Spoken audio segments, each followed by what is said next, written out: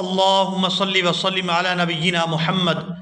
سامعین اکرام، اگر آپ چاہتے ہیں کہ آپ گھر بیٹھے قرآن مجید کو صحیح تجوید اور تلفظ کے ساتھ پڑھنا سیکھ سکیں تو ہمارے چینل کو سبسکرائب کریں اور بیل آئیکن کو دبائیں تاکہ آپ کو ہر نیو آنے والی ویڈیو سب سے پہلے مل سکے۔ چلے آئیں اپنے سبق کو شروع کرتے ہیں۔ اعوذ باللہ من الشیطان الرجیم، بسم اللہ الرحمن الرحیم۔ معزز سامعین اکرام، آج ہم را متحرک کے قواعد سیکھیں گے کہ را کو کب پر پڑھا جاتا ہے اور کب باریک پڑھیں گے۔ اس چیز کو آج آپ نے سمجھنا ہے اور ویڈیو کو اینڈ تک لازمی واچ کرنا ہے تاکہ آپ کو آج کے سبق کی اچھی طرح سے سمجھ آ جائے۔ را متحرک کا جو پہلا قاعدہ ہے وہ یہ ہے، را پر زبر ہو یا پیش ہو تو را کو موٹا پڑھیں گے۔ اس کی مثال ہم قرآن مجید سے دیکھتے ہیں۔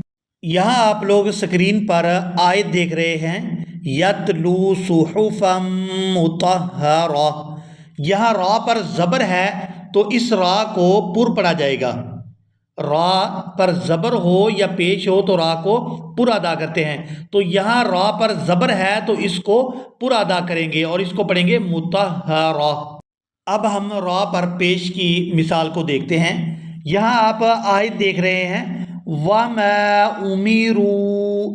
یہاں را پر پیش ہے تو یہاں را کو پر ادا کیا جائے گا۔ ہم نے یہ چیز سیکھ لی ہے کہ را پر زبر ہو یا پھر پیش ہو تو را کو موٹا پڑھیں گے، پر ادا کریں گے۔ اب ہم را متحرک کا دوسرا قاعدہ پڑھتے ہیں۔ را پر دو زبر ہوں یا دو پیش ہوں تب بھی را کو پر ادا کیا جائے گا۔ اس کی بھی مثال ہم قرآن مجید سے دیکھتے ہیں تاکہ ہم اپنے سبق کو اچھی طرح سے سیکھ لیں۔ یہاں آپ لوگ سکرین پر آیت دیکھ رہے ہیں، یضل بہ کثیرا۔ یہاں را پر دو زبر ہیں تو یہاں پر بھی را کو پر ادا کیا جائے گا، کثیرا۔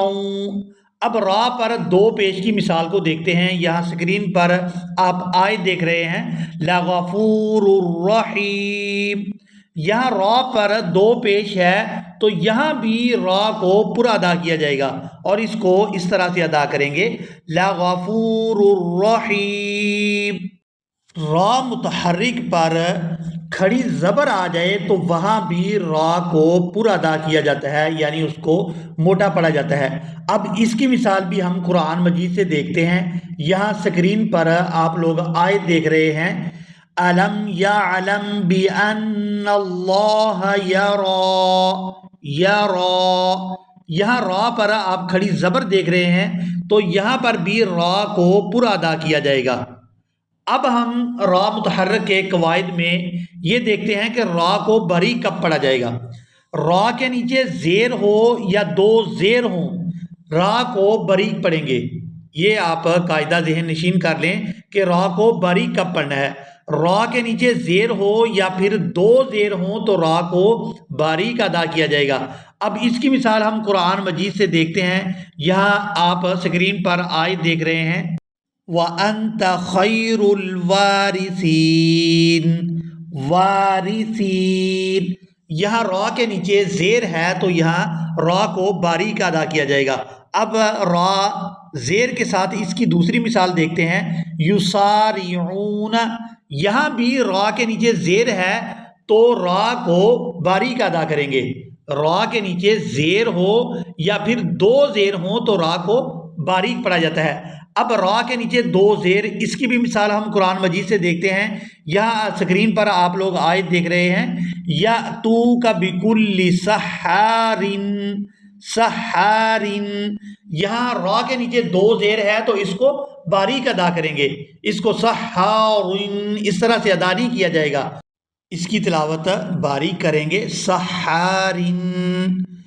اب نیکسٹ ویڈیو میں آپ کو را ساکن کے بارے میں بتایا جائے گا کہ را ساکن کب پر ادا ہوگی اور کب باریک ادا ہوگی۔ آج کا سبق یہاں پر مکمل ہوا، ملیں گے ایک نئی ویڈیو میں، تب تک کے لیے اللہ حافظ۔